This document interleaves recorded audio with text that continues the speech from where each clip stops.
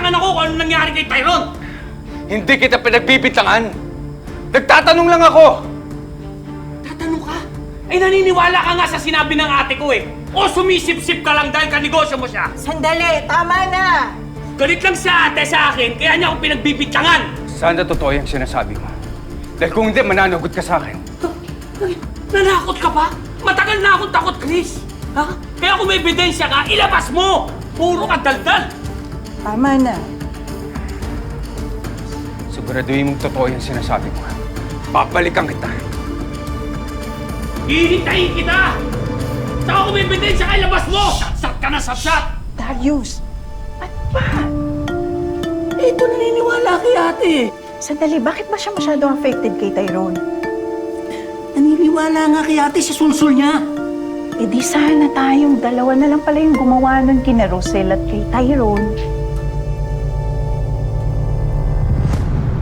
Nay, tayo lang yung nandito. Nawawala si Tyrone, di ba? Anong nawawala? Ayan si Tyrone, oh. Paano nawawala? Nandiyan dyan yung kapatid mo. Di mo ba nakikita? Ayun, oh. Alam mo, Rosel, baka masyado ka lang kasing nag-alala sa anak mo, kay Tyrone. Kaya siguro kung ano-ano na yung nakikita mo pati sa imagination mo. Anong imagination? Ilang beses ko pa sasabihin sa'yo, ayan si Tyrone, no? Nandyan sa harapan niyo. Andyan sa harapan ko, hindi niyo ba nakikita? Ano bang problema niyong dalawa? Niloloko niyo ba ako? Ayun siya, oh. Kilala ko ang anak ko. Ngayon, kung ayaw niyo maniwala sa akin, di bahala kayo sa buhay niyo. Ay, lumili ka nga dito. Ewan ko ba anong bang problema ito? Hindi ko alam kung bakit di ka nila na nakikilala. Hindi ka nga. Pasensyahan mo na yung mga yun, ha? Ano nangyayari sa nanay mo? Pasensyahan mo na lang siya, ha? Alam mo, tingin ko, sa sobrang pag-aalala niya dun sa pagkawala ni Tyrone, at saka siguro yung dahil sa, yung, di ba nahulog siya? Kaya siguro nagkakaganyan. Naawa ko sa nanay ko.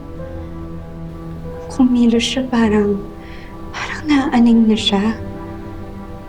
Hindi ba naapektuhan yung utak niya dahil sa ibinalita ni Madam Jacinta na posibleng patay na si Tyrone? Huwag naman sana, honey.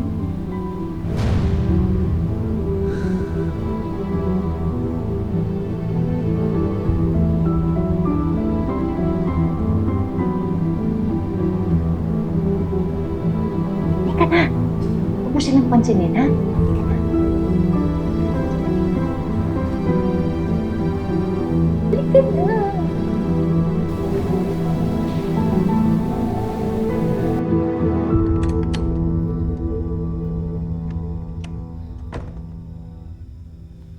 Chris. I heard from Belle na nakidnap daw si Tyrone. Galing ka ba doon? Oo, galing ako doon. At hindi ko naman agad sila maiwan. Eh, ano daw update? Kilala na ba nila kung sino yung kumuha kay Tyrone? Oh, bakit? Dahil may hinala ako kung sino gumawa nito sa mag-ina. Kilala mo kung sino? Talaga ba? Kawawa naman si Tita Rosel.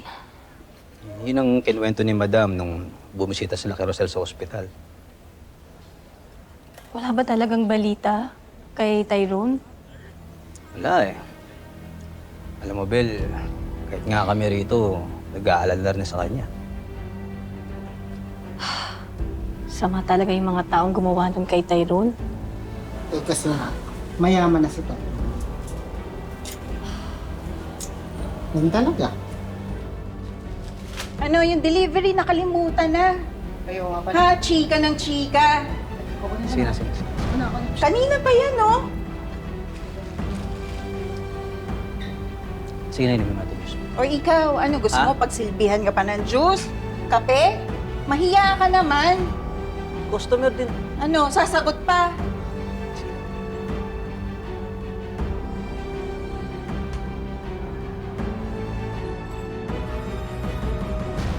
Oo. Pero hindi ko muna sasabihin hanggat wala akong sapat na ebidensya. Pero oras na malaman ko na totoo ang hinala ko, pati sa akin mananagot siya.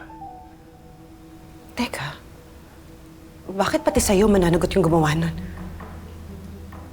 Ano ka pa nila Tyrone at Rosel?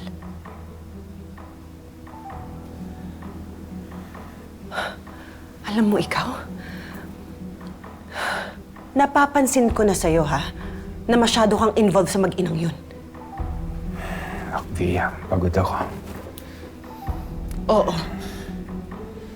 Pinatawad na kita. Kahit mahirap. Pinipilit kong kalimutan yung nangyari sa inyo ni Rosel. Pero paulit-ulit ko pa rin naiisip na baka mamaya mangyari ulit yung nangyari noon.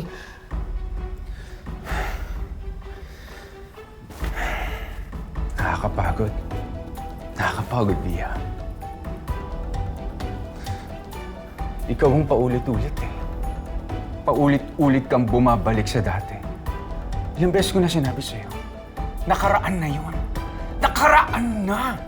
At bakit hindi ko uulit-ulitin?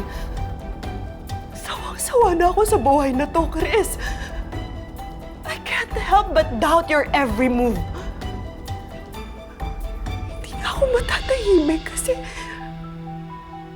nakikita ko sa mga kilos mo na gusto mo pa rin si Rosel. Ayoko na.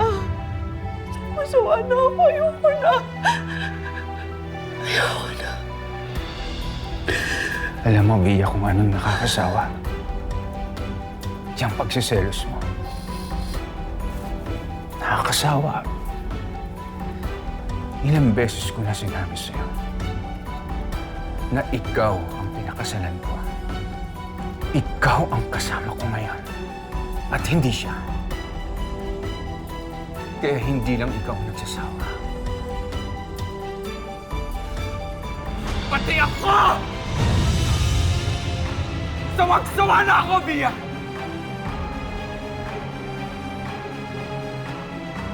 Chris! Chris! Sasabihin ko na sa'yo kung sino ang totoong tatay mo. Si Chris ang totoong tatay mo. Siguro kaya siya nagkakaganon. Tinatakasan niya yung realidad para hindi siya masaktan. Kung inopen lang niya sana sa lahat kung sino ang tatay ni Tyrone, di sana kahit papano may katuwang siya. Hindi dapat kita iniwan. Hindi dapat kita pinagpalit sa pangarap ng yumaman.